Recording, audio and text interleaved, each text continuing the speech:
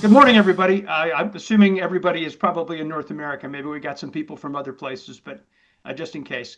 My name's Chris Hodges. I'm in Denver. I'm part of CX on the Rocks. If you don't know what CX on the Rocks is, hopefully everybody on the call does know what that is, but it is a collective of people who focus on how to optimize and improve the customer experience in all of its dimensions across businesses in a variety of different industries. And I am one of the people who you'll hear talk at one of the events. I focus on a particular area. The individual other partners and members focus on different areas. So tune into as many of these as are relevant to you. Hopefully all of them are relevant to you, but tune into as many of them as you can. The topic of the day is leading with confidence in the age of AI. And the main focus of today, what we're going to cover is what are the differences in leadership. And of course, there are commonalities in leadership required in any form of implementation. What are the differences that are facing all of us in the world of AI? My background includes 4 years as the intelligent automation lead for Accenture and Deloitte in Northern Europe, and that's where I came to this concept and this idea. And I'm going to give you a very specific case study and an example of how things can go right. And of course, we got lots of examples of how things can go wrong. Click. Cool. So the topic is business transformations. By the way, they've been coming your way since about 1850 in the dawn of the Industrial Revolution. Everyone probably knows that. Here are a bunch of them: the Industrial Revolution, the Information Age, mobile technology, cloud computing. We're now at just the next one. Notice there's room at the bottom of that page, for whatever the next thing is, quantum computing in your daily life. But right now we're on AI, machine learning, and intelligent automation. But I'm going to start with some bad news. This number has been pretty consistent for about 30 years, and that is that business transformations, by and large, fail. 70% of them fail. And you can imagine the amount of money that goes into a failed business transformation, whether it's a small transformation or a large one. I have been involved personally in three that are epic. One was a $100 million write-off on a technology project. I've also been involved in a $20 million write-off where I had peripherally was related to that. And then the other number I normally put up is $100,000.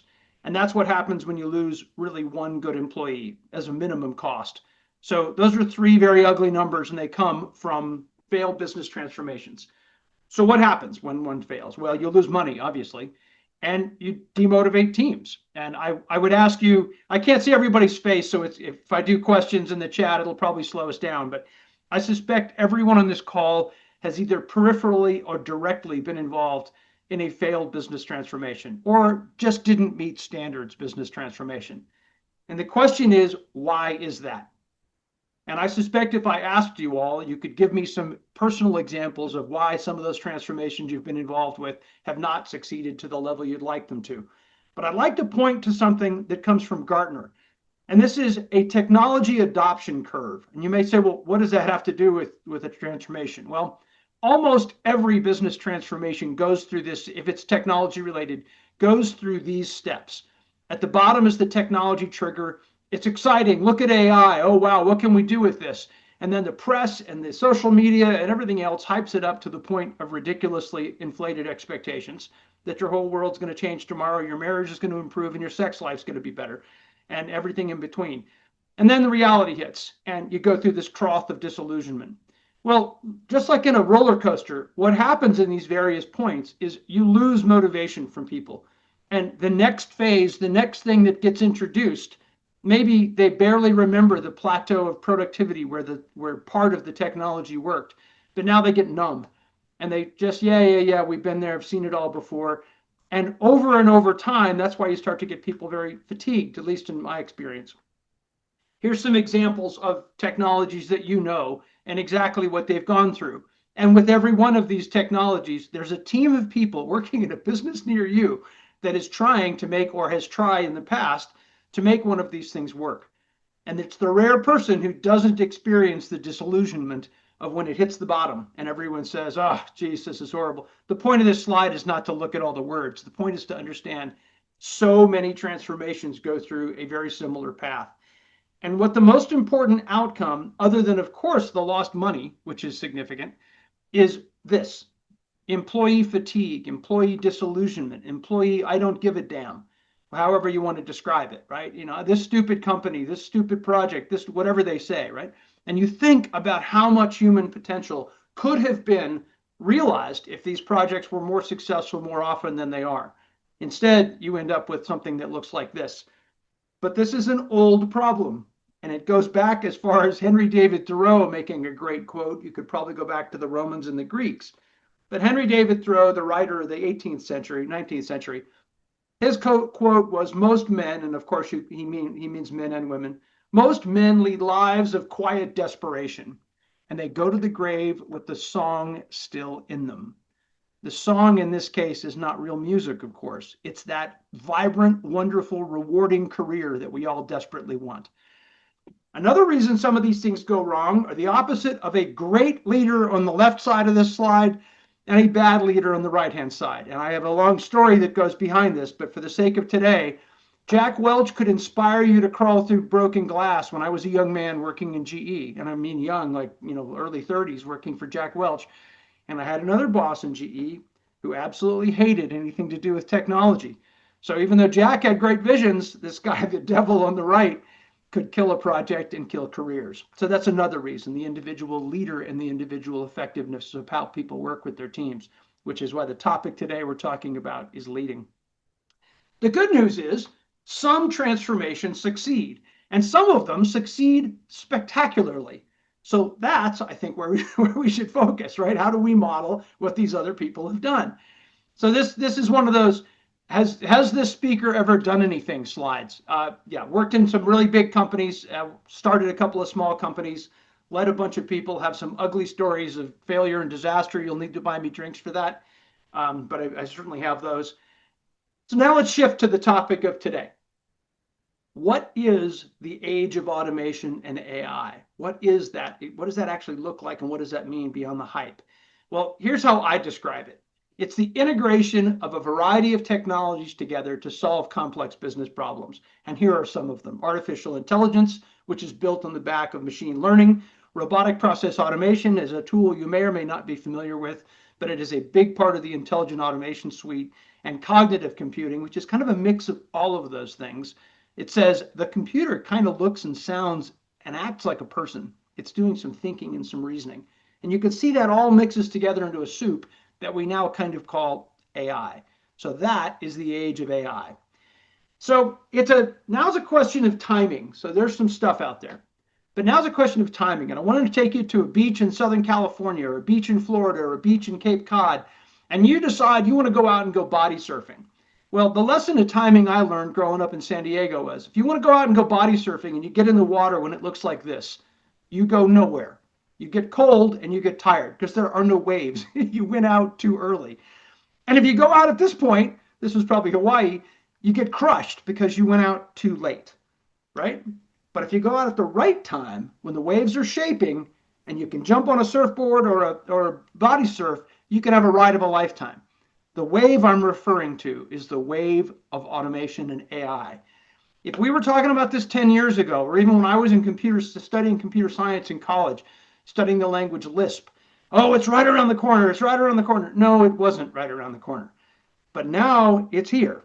So it works. Everyone's still figuring out what to do with the tools. You're not totally behind, although you will be soon, but you're not totally behind if you're not doing anything. And the more you can adopt these tools and get your teams on board, the better, right? Now is the time to fly. So in every one of these projects, you say you're the leader, or you're in the company and someone's telling you what's going on. Every one of these projects that's launched, this is what it looks like. That person is saying to themselves, is my job going to get better? Is my job going to get worse? Or is my job going to stay the same? And every day from the time you announce this transformation that you're doing, that you don't answer the question to that person, is my job going to get better? Is my job going to get worse? Is my job going to stay the same? They consume more and more and more of their mental bandwidth trying to answer that question.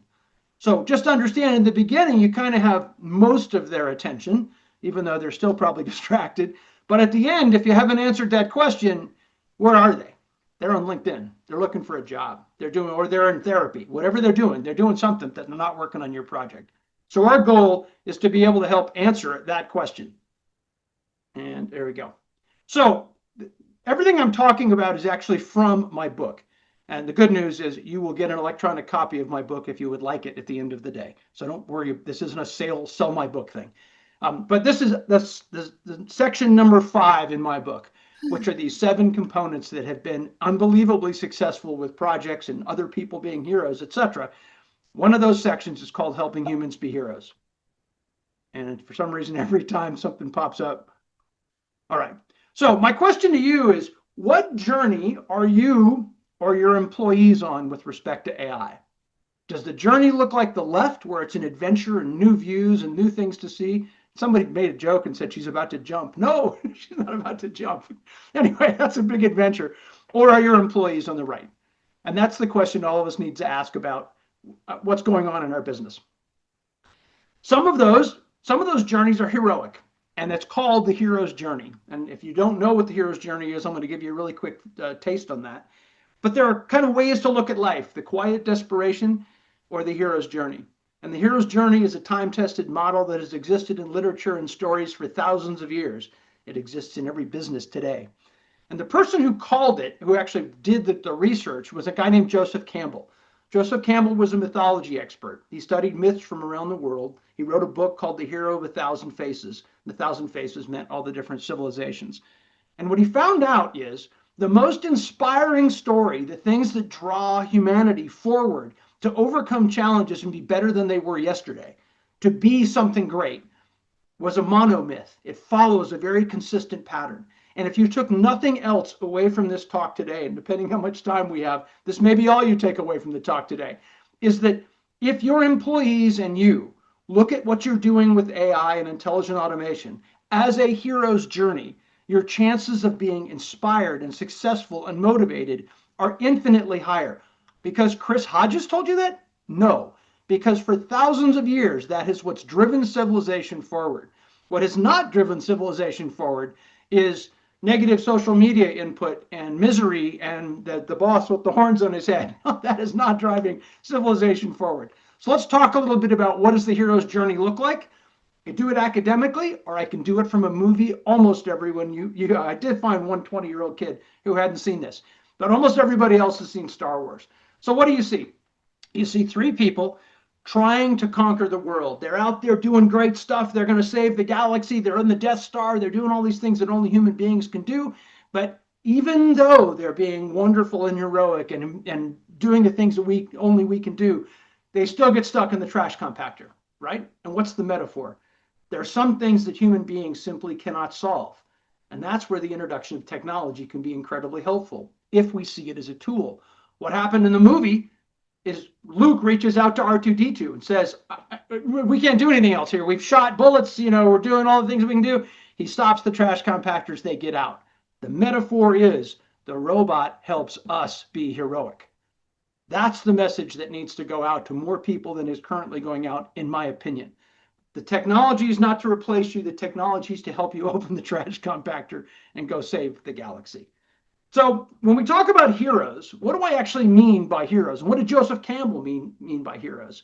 Well, it's a person who realizes more of their potential than the average person and achieves some inspirational goal. That's kind of vague, but you get the basic point, including conquering their lesser selves. So a hero, the scale of the hero's journey is not what's important. What's important is that it's a positive, go through difficult challenges, come out the other end with great accomplishments. That's what's important. Where have you seen the hero's journey? You've seen it in all these movies, and I could put 100 more on the screen. Why do you think they use the hero's journey in all these multi-million-dollar movies? Because it works. It resonates with people. We understand it. We connect with what goes on in the hero's journey. It also connects in real life and real people. You probably know, maybe you know everybody on this page. And I used to show this page about 6 months ago. I'd show this page. And I would ask people, is there anybody you don't know on this page? Of course, everyone knows Winston Churchill or Martin Luther King. Madame Curie is the black and white photo of the woman in the bottom. And most people would go, who's that? Who's the astronaut? Well, I bet today you might actually know who the astronaut is. That's Sunita Williams. That's the woman who was just stuck on the space station for like 300 days, right? And did the longest time on a space station, I think, in American history, or maybe as a woman. Anyway, she happens to also be a classmate of mine from the Naval Academy. And I know what hero's journey she went through. She showed up at the Naval Academy for the class of 1987 as a skinny little Indian girl, back when there weren't very many women at the service academies. And she fought and clawed her way to respect and prominence and became our most successful classmate, for other than Dave Robinson, the basketball player, as an astronaut. So the hero's journey is not just for movies and all that. It's for us. It's for real people. And I actually made her a leather patch that she took up. That's her up in the space station with the hair flying all over the place. So my point is, the hero's journey is relevant for all of us. What is the hero's journey? At this point, I'm hoping two questions are in your head. What exactly is this hero's journey? And what the hell does it have to do with AI and intelligent automation, Chris? So I'll explain that. The hero's journey has multiple steps. This is a quick view of what it is, and you can do as much research as you want online on what it is. But I'm going to take you through the key stages and tie it into exactly what we're talking about. It starts with a call to adventure. A call to adventure is, I'm living my normal life, doing my normal thing, but something in the back of my head or a voice or an event takes place that inspires me to greatness. That is the call to adventure. My boss is implementing AI. I'm a little scared about implementing AI. I've been a great customer service agent for years. Why do I need this AI stuff? Is this going to replace me? And all the things that go with that. That's the call to adventure. And the call to adventure takes the hero or prospective hero from the known to the unknown. And guess what happens at the unknown? The unknown is scary, right? It's when you're breaking free. It's called separation, is this period, right? Separation means, oh my God, I don't know what I'm doing in this new world. And what happens when you separate from the old? It might be exciting, but it's also terrifying. And what happens consistently in the hero's journey at the separation phase, in all the books you'll look at, is along comes, well, here's the experience, right? You're making the choice to separate. So I just thought I'd give you some examples. So this is the matrix, right? Take the red pill, go on the hero's journey. Take the blue pill, I think it is, don't go on the hero's journey. Harry Potter, open the envelope and find out you're going to become a wizard, or don't open the envelope and still get picked on by your nasty aunt and uncle if you haven't seen that movie. Or in Star Wars, finally cross the Rubicon, your aunt and uncle are burned to a crisp, and you realize there's no other place to go. That's your call to adventure. So the call to adventure, then, now you've separated out and you're trying to figure out what to do. Well, guess what? Most people with AI are lost. They're all trying to act like they've done something with ChatGPT, but they're lost. Well, this is what it looks like when a mentor comes along. And that mentor is Obi-Wan Kenobi in this case. And he says, this is what the Force is. This is what you can do. And Luke is saying, whoa, I've never even seen this, right? Guess what? Same thing happens with Harry Potter. This is in Ollivander's wand shop when he finally learns he can actually make stuff happen deliberately. Funny scenes with things flying all over the place. But what about your team, your business, your situation, where here's this young woman who this is the first time she's run a team meeting. This is a stock photo. But the point is, here she is running her first team meeting. That is a call to adventure. That is separation from being an employee to doing something challenging. Using AI or not using AI. That's the separation, right? Are you going to make the bold move? But in every hero's journey, there's a dragon. Depending on the country and the nation and what happens, that dragon represents death. In the stories, Darth Vader can kill you, the dragon can breathe fire on you, and you're gone. So metaphorically in the stories, what the dragon represents is death. In real life, what the dragon represents is usually fear of failure, fear of going wrong, of embarrassment, of financial calamity, whatever, right? But in order to finish this hero's journey, each one of these prospective heroes, each one of the employees trying to embrace AI and intelligent automation has to face that. And more than likely, it's fear, right? It's not, you're not going to die, but it's fear. So then the final phase, and I'm going through this quickly, but the final phase is return. So you've faced and overcome the dragon. You've overcome Darth Vader. You've overcome the fear of AI. You've actually figured out how to use this stuff, ChatGPT or Claude or whatever else, into something that really works. And now you return. Well, who do you return to? You return to the tribe, and the tribe is your business team, etc. And now you celebrate and you share the success with the tribe of what you've accomplished with AI. Look what we did with this stuff, man. It was terrifying. It was a disaster. Oh my God, it was difficult. But now look what we've got, or whatever words the person uses. That's what return looks like. And return is just as important as the other stages, because return motivates the other people around you, that they too can take a journey like this. Now, imagine comparing this to some new technology thing's going to be implemented and it's going to suck and it's not going to work, and right, completely contrasting points of view. Hero's journey versus life of quiet desperation. And in the end, you get a medal around your neck, you make some money, you get promoted, you get a bonus, someone pats you on the back, they take you to lunch. The scale of the reward is not important. It's important to the person maybe, but the most important part is that it is a reward. And then you're back like the Hobbit, and you're living in your little Hobbit hole. And in that Hobbit hole, you're saying, well, I'm done. And then in a couple more days or a couple more weeks, Gandalf knocks on the door.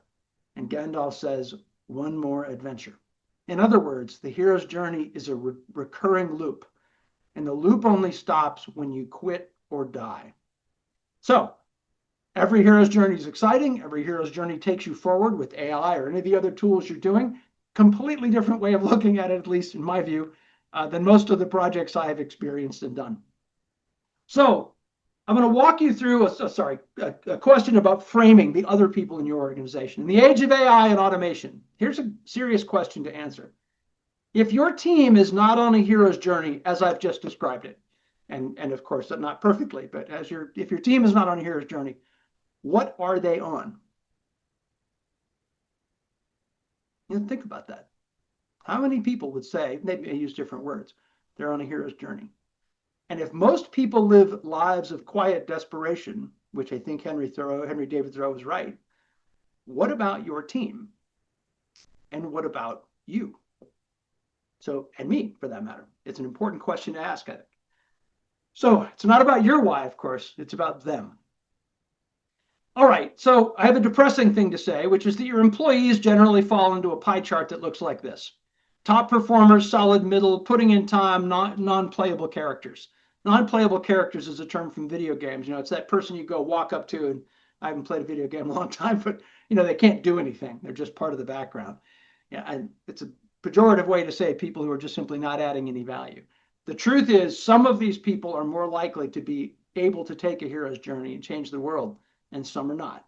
And the one in the red box, you probably want to think about something that includes them not being there. This isn't an entire session on HR and leadership ideas, and I'm sure you've got ideas your own on what to do with that. So I have some action items to suggest that have been successful for me. I hope they are successful for you. Identify those heroes. Figure out what their journey can be. Work with them. Find their calls to adventure. Encourage, and you don't have to use these terms. Use whatever terms work for you, but find that call to adventure and untap all that potential that comes out when people are not doing this, right? When they're not in their hands, in their face and drinking coffee. And then meet with them on a regular basis. We could spend a lot more time on that, but there's no time today. This is a break in the presentation. And what I mean by that is what I just said. I used to say all that stuff about the hero's journey later, like the fifth thing. And what I realized is the single highest leverage thing that you can do on these projects, at least in my experience, and you may have different ideas on your own as well, is changing the mindset in a way that this human being you are paying money to be part of your team is inspired and ready to make great stuff happen. And that great stuff is in sync with what your business wants, right? It is a very different way of looking at what you're doing at work. And it's real. It's not BS or fluff or, you know, some kind of Tony Robbins seminar. It's literally looking at not that Tony Robbins seminars are all bad. Some of them are very good. It's looking at the world and saying, I can be on this adventure to do great things. I can take on new skills. I can overcome dragons. I can, and again, whatever word you want to use, I can grow as a person. Very different than what happens to a lot of people at work. So I'm going to take you very quickly to a story in Sweden because I've got about 15 minutes to do this. So then the rest of the components that I showed you in that step, there's 7 individual components that I have consistently seen people do well. I would love to tell you that I did every one of these things well, or this is all some epiphany that came out of my brain. No, you know, you work enough time, you all know this, you work enough time, you learn from everybody around you. You learn from what you screwed up, you learn from what you got right. This particular case example that I'm going to accelerate through is where a lot of this stuff all came together, largely because of 2 potential heroes, the CEO of the company and the head of operations, a guy named Jens and a guy named Gustav. It was in Stockholm, Sweden. I had just arrived in Sweden to be an intelligent automation lead for Accenture at the time, and then with Deloitte. The problem with the company, results, financial impact is going down. You can also turn this arrow around and say all the other companies are innovating more than they are. In this case, it happened to be financial results. So these two people are facing two different dragons. The CEO is facing the dragon of Niccolo Machiavelli. As soon as you get promoted to CEO, what does everybody in the C-suite think? They can do the job better than you can, right? Even in Sweden. So those are the challenges he's facing. The problem that Jens is facing, he's the head of operations, is the reluctance to adopt new technology. Why? I told you earlier with that curve. We've been there before. This crap doesn't work, right? Now the generations have changed from when I was doing this, and when in my 30s, it was a different group, right?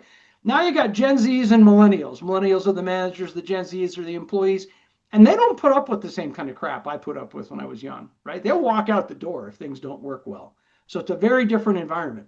And you walk in and you say, I'm introducing automation.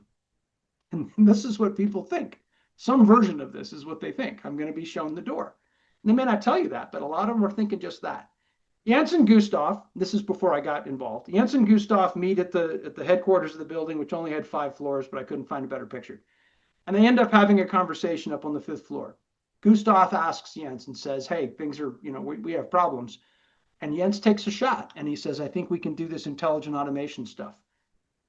So I'm shortening the conversation, but he says, okay, you got to come back to me with a plan in 30 days. We're going to have to take dramatic actions if we can't figure out what to do. Luck is where opportunity meets preparation. My favorite guy in Hollywood, Denzel Washington. By the way, there is going to be an Equalizer 4 and 5 movie if you haven't seen 1, 2, and 3, which is pretty exciting. So this is when I get into the picture. I end up meeting Jens right at about the time when I was ready to help him and he was looking for a solution. We spent about 30 days working through this complex plan. He briefed it. He's the hero. I'm the Obi-Wan. He's the Luke, right? He takes it to the board. I'm sitting in the back of the room like a good consultant. He takes it back to Gustav and all the people in between, gets a bunch of people on board so that they're not thinking it's some renegade from operations. And voila, the wand is waved. They have more innovation, more motivation, more profit. It's a 300% return ROI. No kidding. That's a pretty big deal when you're doing a project like this. It was a huge success. Okay, thank you for your time. No. So the most important part of this was a shared purpose. And that shared purpose comes about because all these people were involved. So my question to you is, would you like to know some of the things they did? And I'm hoping, I can't see your hands, but I'm hoping that there's some yeses on that. Well, the first thing I want to introduce, and we've got about 11 minutes, so I'm just going to cover a couple of pieces, is the concept of noblesse oblige. What noblesse oblige means, it's the responsibility of the privileged people to act with generosity and nobility toward those less privileged. It's another way of saying great leadership. We use the term servant leadership right now in the United States, but it means great leadership. Why do they do it? Well, leaders in the royal times did it because they didn't want their heads cut off by the people. Leaders in great businesses do it because they want the businesses to succeed. That's where I came up with the term noble automation. It's intelligent automation with inspired leadership to maximize the outcome for all the stakeholders. So what's so different this time with what we're doing right now? The speed of change, the breadth of impact of AI, and you have to work across multiple dimensions. These are the 7 points which you'll be happy and be happy to read in the book. So I would normally ask you in a workshop what your thoughts are on leadership, what you think the most important parts of leadership. I will tell you what the highest leverage points in leadership in this project were, and this project and several others I did when I was over there. One is for the leaders to be able to think across the functions. It's not just about CX, obviously. Every good CX leader knows that. It's not about CX. It's about everyone who touches it, right? Sending consistent messages. We are doing this. We are moving forward. We are implementing these tools. We are going to do the following with people, right? Because they're always looking for the cracks in your messaging. Engage employees is a whole separate subject I'll cover briefly. Make the hard calls on the people who are the discontents, right? The ones who are disrupting everything. And the final thing is reflected glory. I learned this in GE. What it means is when something goes well, it's the team, that did this wonderful thing. And when something goes badly, it's me, the leader, or you, the leader, saying, I didn't give clear directions. I did this, I did that. Teams, I find, and especially in this case, absolutely respect the fact that you're holding them up, and privately you can deal with whatever the challenges were, but you never let the team take the fall when it was maybe you as a bad leader. So I gave you some quick checkpoints, and you can have these slides afterwards. Demand a project brief, set clear priorities, be visible to the team, and it's the leader's job to work the executive politics. Nothing worse than being on a team and saying, yeah, I know the CFO hates this project, go sort that out. How about you sort that out, CEO? Right? It's not my problem the CFO doesn't like the project. So anyway, again, we could spend a ton of time on these, and I'd be happy to spend more time with you. I have an entire section that I normally go through in the technology. That is not the essence of this presentation. The essence of this presentation is leadership. What do you lead? But I'm gonna flick through these quickly so you know what the headlines are, and you know what you can dig deeper into. By the way, the technology section of my book cannot possibly be updated. I'd have to produce a new book every month. So you can skip through part of the technology section and understand that it's changing too quickly. So it's an idea of knowing the right tools. If I ask you to draw a house with a pencil, I'd get something like this. But if I gave you a stack of other more creative tools, I might get something like this. And if you really had it right, you could build some amazing projects. Intelligent automation technology starts with something called robotic process automation, natural language processing, you know what that looks like, chatbots, virtual assistants, all these should sound familiar, machine learning, which turns into generative AI, and generative AI and agents. The thing that will change all of our worlds like nothing before is agents, where you're actually talking to something that sounds like person, but it really isn't, and it uses all of that AI power to be able to not just answer questions, but do things, book airplane tickets, schedule things, make financial entries just by talking to it. That's what's coming in the future. All right, so I would normally take you through some robotic process automation stuff, which I'm not going to do, and I probably should have skipped these because it's kind of a tease to show you like I'm going to talk about it, and I'm not going to be able to do it. Let me briefly talk about RPA, though, just so you know what it is.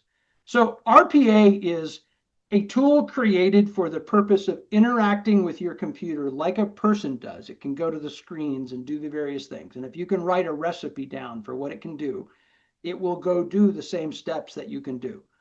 The problem it solves is you don't have to spend a ton of money on systems integration projects, but you can do unbelievably complicated things using robotic process automation. So there's much more to that we could have a session just on that. A lot of purists in IT hate it because it's not using APIs and doing the hard connections. Accenture hated it too. And the reason they hated it is because they couldn't make as much money on projects. But it's a very powerful tool to use. So we can spend more time on that. Natural language processing, that's a Siri. Can you talk to a computer? Can it talk back to you? So let me just go to this tool. There's a million AI tools. The key is not to get overwhelmed and try 400 different tools all the time. There's a few tools that you need to know really well and keep your mind and your team out there looking at what some of those tools are to be able to find some of the benefits. Let me skip through quickly. So this is me programming and using ChatGPT. Give me a picture of a man and a woman on an amazing journey with AI, and out comes the picture. I find every time I use ChatGPT, I can't believe what else it's capable of doing. So recently I used it in I was doing a Vistage talk, and I said, how would you suggest I offer my consulting services to a room full of small businesses and use AI and automation? And it produced this unbelievable description, frankly, probably better than I could have written, of how to present that. And then you can refine it and refine it. So hopefully you've done it. This is me saying, give me a version of Frank Lloyd Wright's Falling Water done by Vincent Van Gogh. So the point of these slides is only to say what you can do out there is nearly endless. You don't need to read these. They'll be in the deck if you want to download those. Although this is one of my favorites. You can pick the large language model. I'll let you actually see what happens. You can pick the large language model, put a question in, and it gives you the answers to 4 different language models all at one time. So, are you getting the right answer from Claude? Are you giving the right answer from OpenAI or Gemini? You can do them all. So, that's the kind of stuff that we're able to look at. I talked earlier about AI agents are everything. They are still a little immature, but they're getting more and more advanced. And then the next eventual stage will be your agent will talk to my agent to get things done. Sounds like a Hollywood movie. Your agent will talk to my agent to get things done. But that's actually what's going to happen. So that's the future. And then it's really humans just being humans and the robots doing the other stuff. A great video, which I'll include a link to, which actually shows a physical robot doing all of the things you can possibly imagine a robot doing at this stage. I call it blow your mind. So the key on technology is to get yourself and your team briefed on the technology and to get tangible, not theoretical, to show value connection to your business. In the respect of everybody's time, I'm going to quickly touch on just a couple of headline slides, and you'll see what the rest is out there. I have a section on where should you start. The answer is don't start at the sexy new shiny thing. Start where the gold is, where it impacts the customer or it actually makes a difference in the business. I call it at look at what directly affects the client, what wastes your team's talent, what's the high risk for failure and big impact. This is exactly what we did in Sweden, and it was incredibly successful. Why? Because it's not chasing, crazy toys and things. If it saves time, saves money, or saves stress. Okay, I've got a whole section on engagement, and I'm looking at the time, so I'm not going to go through those. There's a pretty significant section on that I have that I talk about employee engagement, and there's some very good evidential data that tells you what real employee engagement is and how to accelerate that. Again, I can talk to you about that at a later time. Another point is about building this stuff, building an operating model.